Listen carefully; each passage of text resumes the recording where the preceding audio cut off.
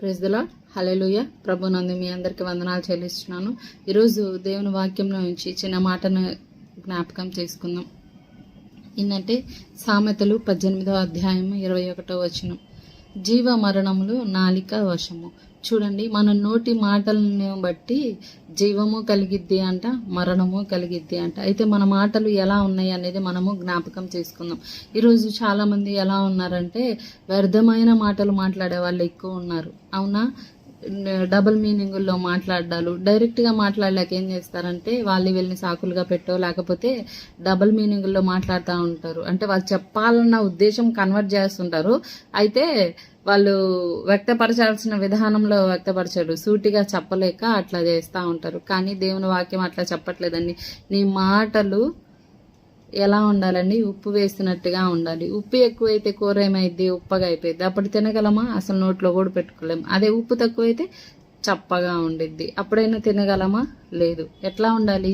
సరిపడనంతగానే ఉండాలి ఉప్పు ఎప్పుడైనా. అప్పుడే మనము నోటికి రుచిగా ఉండిద్ది, తినగలుగుతాము. అలాగే మన మాటలు కూడా ఎదుటి వారికి అలాగే ఉండాలి, ఉప్పు వేసినట్టుగానే ఉండాలి. ఎక్కువ తక్కువగా ఉప్పు వేస్తే ఎట్లా అయిద్దో అట్లా మన మాటలు ఎప్పుడు ఉండకూడదు.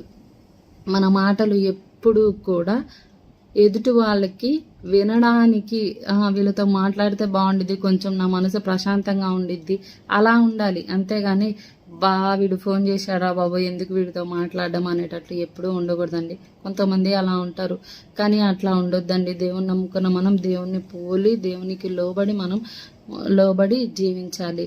దేవుని వాక్యం ఏం సెలవిస్తుంది? మన నోటి మాటను బట్టి మత్తయి సువార్త 12వ అధ్యాయం 36, 37 వచనాలు చూసుకుంటే, ప్రతి మాటను గురించి, మనుషుడు పలుకు ప్రతి మాటను గురించి విమర్శధనమున లెక్క చెప్పవలసి ఉందంట. చూడండి, మనం ఏం మాట్లాడతామో ఆ మాటలన్నిటి గురించి దేవుని సన్నిధిలో ఒకరోజు మనము లెక్క అప్పచెప్పాలి. మన నోటి మాటను బట్టే నిరపరాధిగాను, నీతిమంతుడిగాను, అపరాధివిగాను తీర్చబడతావు. అంటే నీ నోటి మాటను బట్టి నువ్వు ఎలా మాట్లాడావో దాన్ని బట్టే నువ్వు నీతిమంతుడిగాను తీర్చబడతావు. దాన్ని బట్టే నువ్వు అపరాధిగాను, దోషిగాను నిలబడతావు. అయితే మన మాటలు ఎలా ఉన్నాయో మనం జ్ఞాపకం చేసుకుందామండి. దేవుని నమ్ముకున్న మనం అనేకులకు మాదిరికరంగా మన మాటలు ఉండాలి. వీళ్ళతో ఎందుకు మాట్లాడుతున్నాం, అబ్బా వీళ్ళు దేవుని నమ్ముకున్న ఎందుకు ఇట్లా ఉంటున్నారు అని ఎప్పుడు మనం అలా ఉండకూడదండి.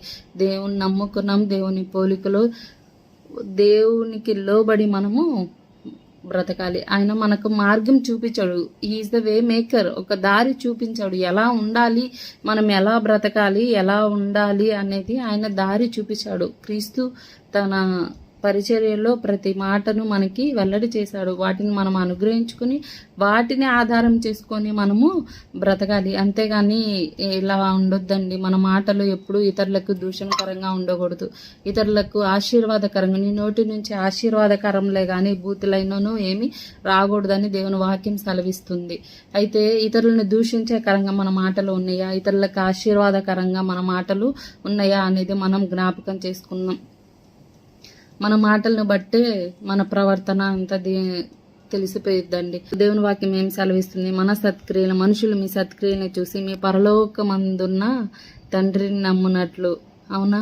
మన సత్క్రియలు ఎలా ఉన్నాయో మనము జ్ఞాపకం చేసుకుందాం. మన మాటలు ఎలా ఉన్నాయో మనం జ్ఞాపకం చేసుకుందాము. మాటలోను, ప్రవర్తనలోను, సమస్త విషయంలోనూ మనము ప్రభువుకి, ఆ దేవునికి, దేవాది దేవునికి పోలికగా మనము బ్రతుకుతాం. దేవుడు మనల్ని తన పోలికతో చొప్పున సృష్టించాడండి. అప్పుడు మనం ఎలా ఉండాలి? ఆయన ఇష్టానుసారంగా ఆయన తన పోలిక చొప్పున మనల్ని సృజించాడు, తన పోలిక చొప్పున మనల్ని నిర్మించాడు, తన మనల్ని తయారు చేశాడు. అలాంటప్పుడు మనం ఎలా ఉండాలి? దేవుణ్ణి పోలి నడుచుకోవాలా, లేకపోతే మన స్వరీతిగా మనం ఎలా ఉన్నామో అలా నడుచుకోవాలా? ఒకసారి జ్ఞాపకం చేసుకుందామండి. ఇతరులకు మన మాటలు ఎలా ఉన్నాయో మనము జ్ఞాపకం చేసుకుందాము. దేవుడు చూపించిన మార్గంలో, ప్రభు మన కొరకు ఏర్పరిచిన మార్గంలో మనము వెళ్దాము. దేవుడు ఈ వాక్యాన్ని మన వినికిడిలో దీవించి ఆశీర్వదించునుగాక.